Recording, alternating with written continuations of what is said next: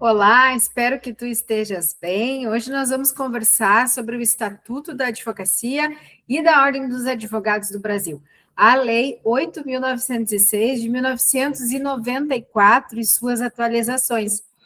Essa lei, ela vai falar, né, propriamente sobre a atividade da advocacia, quais são as suas prerrogativas, as atividades, né, privativas da advocacia, os seus direitos, garantias fundamentais, individuais, constitucionais e assim por diante. E aí é importante salientar, né, que dentro das atividades que são privativas da advocacia, está postular dentro do direito judiciário, né, dentro do direito judiciário não, dentro do poder judiciário, dos juizados especiais também, né, e as atividades, então, aí de assessoria, consultoria e direção jurídicas, né, então, é dar aquele respaldo jurídico quando o cidadão solicita. Isso são prerrogativas privativas, então, da advocacia. Não se inclui nessa atividade privativa a impetração de habeas corpus, também, em qualquer das instâncias ou tribunais. E os atos, então, contratados, né, e que são constitutivos aí de pessoas jurídicas, sob pena de nulidade, só podem ser admitidos a registro nos órgãos competentes quando visados por advogados. Então, os atos e os contratos que constituem pessoas jurídicas precisam ser acompanhados de visto de advogado. É vedada, dentro dessa legislação, né, a divulgação da advocacia em conjunto com outra atividade. E aí tu vai colocar para mim, tu vai dizer, né, ou pode escrever no chat, ou até falar comigo pessoalmente quando tu me encontra por aí. Nossa, Karina, quantas vezes eu vejo a advocacia sendo então divulgada junto com outras atividades. Pessoal, aqui eu estou comentando contigo o que combina e o que está falando, o que combina não, mas o que está falando e ressaltando a lei, certo? A prática a gente deixa para conversar sobre uma outra hora, discutir sobre um outro olhar. Aqui é o olhar da lei, e o olhar da lei diz que eu não posso divulgar a advocacia em conjunto com outra atividade. Advocacia ramo imobiliário, imobiliária, advocacia loja de roupa, advocacia e restaurante, porque eu tenho princípios, né, como a questão do sigilo, por exemplo, e da confiança, que são bastante importantes aí. Lembrem-se sempre que para a administração da justiça, o advogado, então, ele é indispensável, né? E que dentro do seu ministério privado, o advogado, ele presta serviço público e exerce função social. Então, ele vai prestar sempre um serviço público com função aí social, ok? No processo judicial, o advogado contribui, né, para postular e buscar uma decisão favorável ao seu constituinte, ou seja, ao seu cliente, né? Busca o convencimento do julgador, do juiz, né?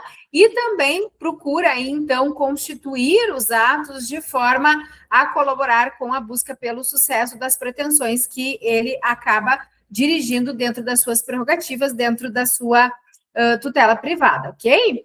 No processo administrativo, o advogado também vai contribuir, né? Assim como no judicial, no administrativo, ele vai postular, né, buscando decisão mais favorável também ao seu cliente, buscando que os seus atos sejam observados e também respondidos à medida aí da necessidade das resoluções e dos seus pedidos, tá bem? No exercício da profissão, o advogado, né, ele é inviolável nos seus atos, nas suas manifestações, claro, sempre dentro dos limites da lei, ok? O advogado, pessoal, ele também pode contribuir para o processo legislativo, para elaborar normas jurídicas, para criar projetos de lei, né, assessorar aí na elaboração, no âmbito dos poderes da República. E o advogado, segundo essa lei, né, ele exerce, então, suas atividades em todo o território nacional, né? A denominação de advogado é privativo daqueles que passam no exame de ordem e que, então, estão inscritos na OAB, ok? Nós temos também, né, que o estagiário, há a possibilidade de ser estagiário regularmente inscrito dentro da ordem, e ele vai poder praticar os atos previstos lá no início das prerrogativas privativas, né? Na forma do regimento geral, junto com o advogado e com a responsabilidade dele. Então, esse estagiário que é inscrito na OAB, ele pode postular no judiciário, nos juizados especiais, e ele pode exercer atividades de consultoria, assessoria e direção jurídicas, tá ok? Desde que ele esteja regularmente inscrito. Os serviços profissionais do advogado, eles são de natureza, então, técnicos e singulares, tá? Então, quando comprovada a sua notória especialização, eles são, então, aí singulares, né? São especialíssimos. E como é que eu posso considerar, né, essa notória especialização de um profissional ou de uma sociedade de advogados, né? Então, isso decorre do desempenho, né, anterior de estudos, de experiência, de publicações, de organização, de aparelhamento, né, de todo aquele aparato que o advogado acaba demonstrando, né, dentro dos seus relacionamentos e da sua atividade. Isso permite inferir, ou seja, permite com que, né, a sociedade como um todo observe que o trabalho dele é essencial e indiscutivelmente pleno, né, de satisfação. Então, aí é o objeto do contrato, principalmente quando alguém contrata aí um ramo específico do direito. Pessoal, essa lei também vai falar, né, que são atos nulos aí, então, os atos privativos do advogado que são praticados por pessoa que não é inscrita na OAB, nós vivemos momentos, né, sérios de falso advogado, enfim, então são nulos os atos que são realizados e que são privativos, então, de advogados, sem prejuízo de sanções, então, tanto na esfera civil, quanto penal, quanto administrativa. Da mesma forma, são nulos atos praticados pelo advogado que é impedido no âmbito do seu impedimento, da suspensão, né, licenciamento, então, esses que servem quando o advogado está exercendo uma atividade que é incompatível com a advocacia. Então, geralmente se pergunta nas provas, né, se o advogado estando suspenso, estando licenciado, né, ou passa a exercer uma atividade que é incompatível com a advocacia, então, esses atos, eles são considerados nulos, ok? O autor, ele postula, né? O advogado, ele pode postular, né? Em razão do autor ou do réu, agora sim, né, em juízo ou fora dele, certo? Fazendo prova do mandato, ou seja, da procuração. E quando houver uma urgência, o advogado pode postular, ele pode atuar sem procuração, mas ele é obrigado a apresentar o mandato, então, num prazo de 15 dias, que pode ser prorrogável por igual período. Cuide desse prazo de 15 dias. Tu que está na prática, que vê, né, aí o dia a dia da advocacia ou do meio jurídico, muitas vezes esse prazo ele é dilatório, né? Ele é menor ou maior, enfim. Geralmente, de praxe, se pede 5 dias para juntar a procuração, né? Aqui no Estatuto da Advocacia, então, está escrito que são 15 dias, então, podendo ser prorrogados, tá? Cuida isso, que é importante essa informação. A procuração para o fórum geral habilita o advogado a praticar todos os atos judiciais em qualquer juízo ou instância, certo? Salvo quando exijam poderes especiais, que é quando eu vou ter que ter uma procuração com poderes específicos. E o advogado, ele pode renunciar aí, então, o mandato, né?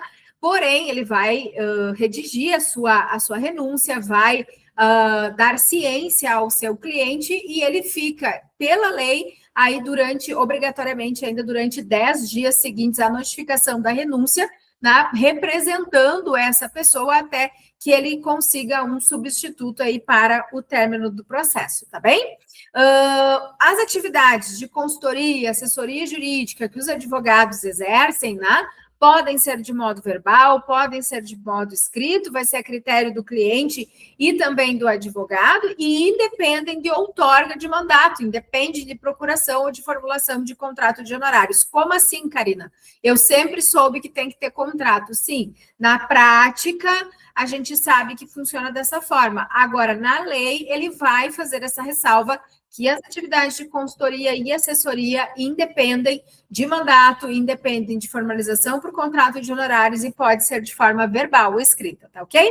Para nós fechar esse vídeo de hoje, né, os advogados, então, não há uma hierarquia, né, nenhuma subordinação entre advogados, magistrados, membros do Ministério Público, devendo todos ser aí considerados no mesmo patamar e tendo o respeito recíproco. Durante as audiências, né, então, realizadas dentro do Poder Judiciário, nos procedimentos de jurisdição, tanto contenciosa quanto voluntária, né, Os advogados do autor, do requerido, eles devem permanecer no mesmo plano topográfico, né? E em posição equidistante em relação ao magistrado aí que está presidindo a audiência, ou seja, né, na horizontalidade aí, os advogados do autor e do réu. E entre os direitos mais específicos está exercer a liberdade da profissão em todo o território nacional, a sua inviolabilidade do escritório, do local de trabalho, dos instrumentos de trabalho, né? Da sua correspondência eletrônica, telefônica, telemática, escrita, né? Relacionados à advocacia, claro que sim.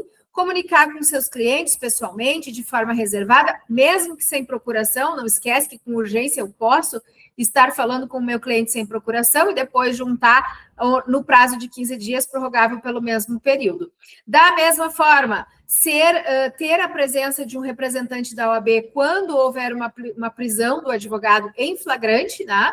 E por motivo ligado ao exercício da advocacia para a lavratura do respectivo auto, sob pena de nulidade, então, aí nos casos em que exerce, então, a prisão em flagrante pelo motivo ligado ao exercício da advocacia. Nos demais casos, tem que haver a comunicação expressa e asseccional da OAB, ao qual pertence esse advogado. Da mesma forma, pessoal, permanecer sentado em pé, retirar-se de locais, né, aí relacionados ao serviço público, né, dirigir-se diretamente aos magistrados, nas salas, nos gabinetes de trabalho, independente de horário previamente marcado ou outra condição. Esse que também é um direito. Reclamar verbalmente ou por escrito perante qualquer juízo, tribunal, autoridade, contra a inobservância de preceitos de lei, de regulamento e até mesmo de regimentos aí relacionados aos poderes da federação. Ok? Que mais que é importante ressaltar, né, para a gente terminar esse vídeo? O advogado ele pode usar os símbolos privativos da profissão, né? Pode retirar-se do recinto em que se encontra aguardando um pregão, um ato de audiência, após 30 minutos do horário designado e ao qual ainda não tenha comparecido a autoridade que deva presidir aquele ato, né?